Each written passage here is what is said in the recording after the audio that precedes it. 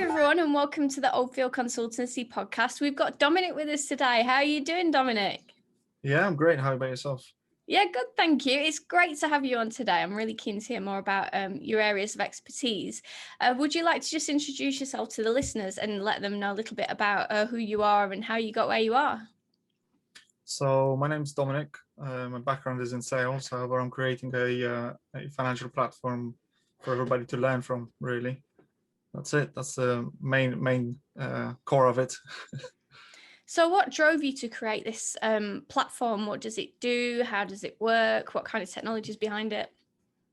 I think mainly it's how I've been raised, because I haven't come from the best background, not from the richest families of all. So I know the schooling system, at least the public schooling system, doesn't teach you a lot through financial education specifically. So a lot of people that actually come out of the schooling system, they don't know how to operate with money and what can they accomplish, and the mindset to it as well. So this is the basic concept of the platform, to actually help others, basically. That's actually really interesting because a lot of people think that financial literacy is the domain of mathematics, but having taught math, there's not a huge amount in there about kind of managing your finances, and credit scoring is one of these things that you wouldn't even come onto until you maybe wanted a mortgage or something like that. So how does the whole kind of scoring thing work? So we actually, at the beginning of the whole topic of creating the business, we wanted to create a credit scoring system on blockchain. However, it's nothing innovative. No, we can't really just copy something that already exists and put it onto blockchain. So we scrapped the whole idea, basically, and created a financial platform. And in this platform, you basically will have your profile, where you can modify it or have the apps and widgets to actually create your own portfolio or budgeting, or just literally have your profile how you want to set it up. So for example, if I am let's say I want to buy a house, and I need to set a budget in mind for to buy a house, to get a mortgage, basically. I can set it up that way. If I'm investing in cryptocurrency and I want my portfolio to be in there, and I want specific widgets that can help me value or see analytics on it, I can see it there as well. It will be basically like an IKEA furniture, but in finance. And then later on, we're going to add the discussion board, which is more of a social aspect to it, that you can actually teach others and earn money through it as well. And then later on, there's going to be a marketplace, which you can get a mortgage, get debit cards, get loan money to others as well, with how decentralized finance works. Because I think that's a major leap forward for the normal finance industry that already exists here. What is, just stepping back just a little bit to what you said, what is blockchain? So blockchain is, imagine it as a decentralized computer, and it can either be public or private. So for example, if it's public, like Bitcoin, every computer around the globe solves an algorithm to basically approve a transaction that happened on the chain, because it is a block of chains, basically speaking. So if my computer approves that blockchain quicker than any other computer out there, I receive a mining reward, which puts into my wallet, and then I can exchange it, or I can use it to buy certain things. And this actually started in 2008 in the financial crisis in America, I think. So whoever created it, because we don't know who created it, might even be the governments, we don't know. They started it, him or they, group of people, we don't know, started it because of the actual financial massacre that we have here now. And what's the difference between these systems and kind of, you know, the £10 note or the cash in your actual wallet? So the major one is that it can't be forged. It can't be duplicated. It's all in the chain, and we have control of it. So the concept behind blockchain and what it represents, it's actually giving power to the people. So now how banks through centuries of gaining control and basically monopolizing money, people don't have that much power. So the background is that basically you are your own bank and you are in control of your own money. And that's what it really represents. So how banks, they have a book of ledger, and this ledger, they basically approve who can send the money to and where they can send the money. Blockchain is a ledger. So Bitcoin's blockchain, the whole blockchain, you can download it and you can see the ledger. And now, for example, companies or any coder or developer can create an analytical company. Let's say it analyzes how this blockchain and how the money is moved around, and he can create a company for that. So, and there are companies like this. And how does that work if you want to get some money and spend some money? How does that, because we're not talking about kind of cash where you go in and I mean, No. actually, if you've got an app on your phone, you can buy things now with British pounds. But what is the difference? Like, can I just get this currency and go and spend it? Do I have to translate my pounds into this currency, then go spend it? How does that work? Mm-hmm. So it's like a first layer. When you look at the financial system, the first layer would have been gold, but now they basically removed gold from normal currency, which is the fiat currency. Blockchain or Bitcoin would be the first layer of the whole concept on top of it. And then from that end, then you can use it, because there's companies out there that you can buy on Amazon or on eBay or on any major websites like that through cryptocurrencies. And any major cryptocurrency wants to be on these kinds of websites, so you can use them, because cryptocurrency is basically like a share within a company and an actual currency. However, the whole system with governments, they don't really want it. Some are approving it, but not all. It's a bit wavy. It's like the internet back in 1990s. And that's actually... Is it safe to own this and operate within this currency? Is it at risk of massive devaluing, or is it stable? There is always risk, and it is unstable at the moment, but it will be like that at the beginning stages. It's not as big as it will be in the future, because it's not going away. It's growing and growing slowly, and with waves that are coming in, because how Bitcoin is basically king at the moment, and whatever cryptocurrency is behind it, it follows the wave that Bitcoin has. And the code behind it was created that every a certain amount of years, the amount that you receive for solving the algorithm, which I spoke before, is halved. So that means there's only like 21 million Bitcoin out there, and that's it. There's not going to be more. And there's more people joining it at the moment. And the price will fluctuate up and down, but over time it will become stable, and we don't know how much it will cost. It might go to millions for one Bitcoin. What happens if I buy Bitcoin and then I want to change it back into a normal currency to be able to buy things with or invest into something? How can I do that? So you could do that through cryptocurrency exchanges. And back onto the topic that I said, about decentralized finance, you can use centralized exchanges, which would be a centralized exchange, a company that created an exchange to exchange the currencies. Or there's decentralized currencies, where a group of individuals control it. And it would be, for example, like MetaMask. You can go into MetaMask, which is a wallet, and you would literally just exchange the currency in there, and no central entity has control over it, which means they can't shut it down. It cannot be shut down. And that's why it's one of the valuablest ones out there.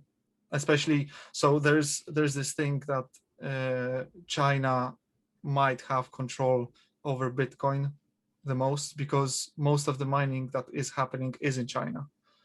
So it's called a 51% attack. So for example, if there's only 2 nodes that control blockchain network, let's say Bitcoin, for example, there's just 2. And if I have more power than the other one here, which is 51/49. That means I can create or devalue or make basically fraud movement with Bitcoin. I can duplicate it or delete it. That's why the more decentralized it is, the more around the globe it is, the better would it be. And there is better algorithms coming up now, like Cardano. Cardano is much better than blockchain than Bitcoin at the moment. However, it doesn't have the first mover advantage, basically. When you say mining, what does that consist of? So mining is basically how your computer solves the algorithm. That's called mining. And that's the first consensus that came out. So the consensus would be how all the computers basically agree that this is the amount that's been transferred from A to B. Mining is basically solving the algorithm that approves the transaction. It's more in depth later on. This is the basic concept, how it is created. But basically they solve digits on code, and that digit have to be a certain amount of sequence. So if you look at the blockchain on Bitcoin, the first numbers of it have to be 000 to a certain amount, because that's the algorithm that the computer needs to solve. So the first computer to solve it receives the fee, basically the reward.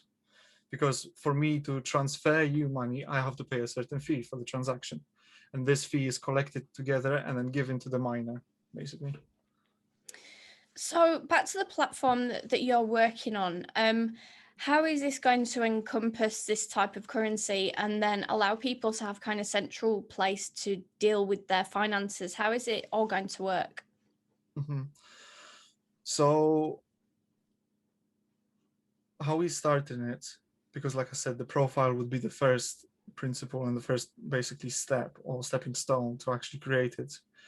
I'm attacking cryptocurrency because it's a small niche, not very small, but it's a smaller niche than the actual finance industry. So myself attacking that area and improving their ways of living, and then improving the later on development of the platform, and then moving to actual finance industries and giving the opportunities from decentralized finance to normal people, normal citizens out there, will be a much better way of living. Because having your own bank at the fingertip and then lending your own money to whoever you want to lend it to on blockchain, which physically says that I've lent this amount to this person for this amount back, they have to give it back within a specific time frame, for example. It's called contracts. So Ethereum has contracts, basically. And it's basically called a contract in code. And what happens if they don't pay it back or they haven't got the money to pay it back? So there's it's growing. It's at the stage where companies are creating, for example, laws with it. Like you can create a government or a decentralized entity that a group of individuals have control over it, let's say, or you can vote on it. And then you have this voting say what happens. And then you can say, okay, this person is entitled or broke this and this rule. But you can also, so this is how it actually improved with Ethereum, because it's a second layer. Ethereum, for example, you can do staking. So when you borrow money, you can stake a certain amount of money. So for example, I have Bitcoin and I want to borrow Cardano. I put down 1 Bitcoin and receive a couple thousand Cardano. And either I give it back later on or they just take my Bitcoin, basically. Okay, and would those be worth the equivalent? What happens if they're worth a different amount when they take it back? So it would fluctuate. The only thing that needs to improve is things like that, really, with how stable it is, because there is stable coins out there. There isn't just Bitcoin or fluctuating coins. There is stable coins that are stable in value. that's why they were created. So for example, they follow fiat currency, or they're just a group together from different cryptocurrencies, so the amount is around $1, for example, and you can put that down.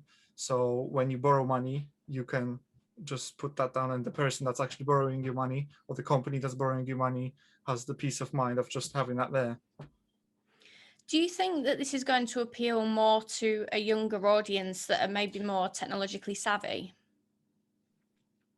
Yeah, I think with the internet starting in the 1990s, I believe a lot of companies and a lot of people that were interested were a younger audience, at least in the 20s or even younger, and they developed it, like Facebook or Amazon. All of the big companies now really don't monopolized. I think a lot of companies that are starting on blockchain, yes, they are the young audience. Although there are some older ones as well. So yeah. It is quite complex, I suppose, because being used to kind of, normal currency and then working in maybe Bitcoin or something and moving over to decentralized finance and then trying to figure out, I mean, it's hard enough just to go to a financial advisor and figure out investments and mortgages. So then to kind of look at this, it might be that people perceive it as being a bit scary or a bit risky. And especially if you're maybe a little bit older, you might not be so kind of into the technology to be to want to deal with it. But would it be an advantage for everybody to look at this, or is it kind of more for the people that are kind of coming up now and more used to the technological advances around them? So this is where UFI, my company, comes in, really, because it's risk to reward ratio. If you understand that the reward is high, but the risk is also high, you can come at this specific stage. But if you want to wait, see what happens, or learn about it more, then you can just wait, but your reward can be lower. It depends what your mentality is towards it. But you have to understand how to manage your money first, to start investing, to start growing, to developing financial knowledge, really. I think this is something that many people will probably get more and more interested in, considering the ridiculously low interest rates in banks at the minute, where you just cannot grow your money. So if you actually wanted to see any growth, you would have to try and take some sort of risk. When you're doing that, though, how do people look at the different things on offer, work out their risk levels that they're willing to take, and then interact with something like your platform?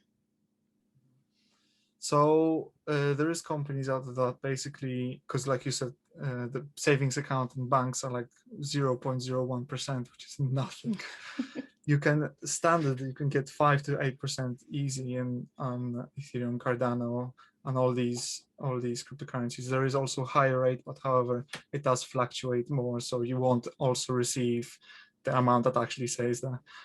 But like FCA in England, it's starting to crack down a bit of the regulations and laws around it. So you need to be informed, for example, of how your money is protected in other people's or other companies' accounts. Like, let's say you put down 10,000 Bitcoin, and then they borrow that 10,000 Bitcoin to different people, and then you get a percentage of that back. But it is your you need to find out how do you want to risk it, really.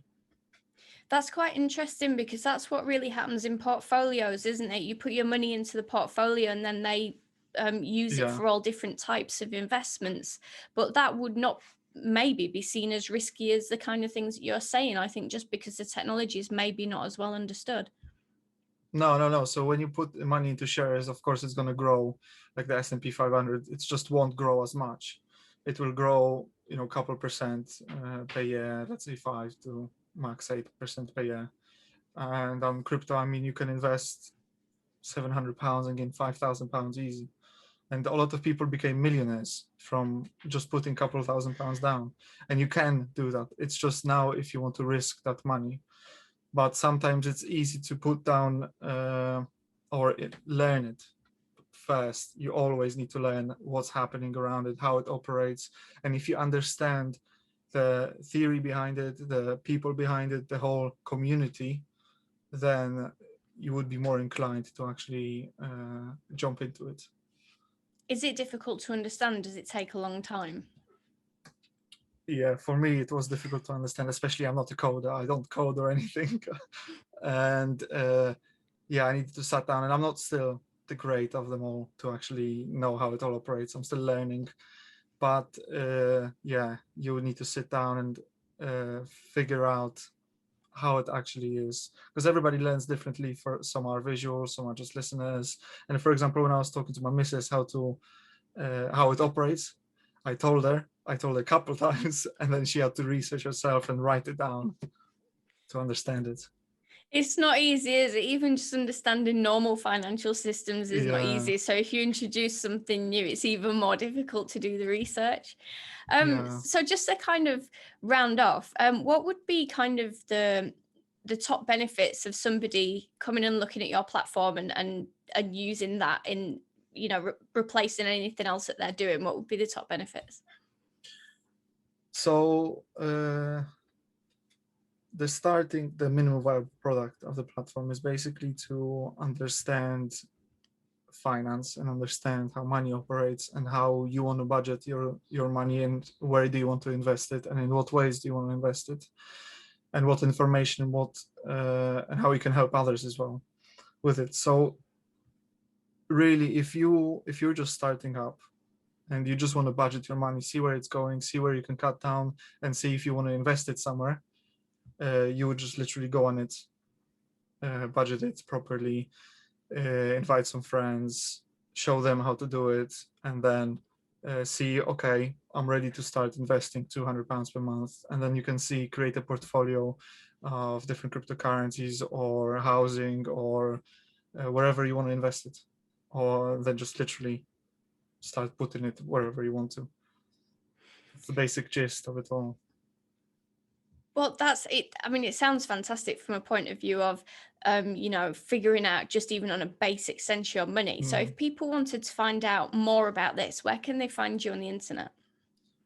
So we're creating the landing page now, ufi.io. It's literally YOUFI.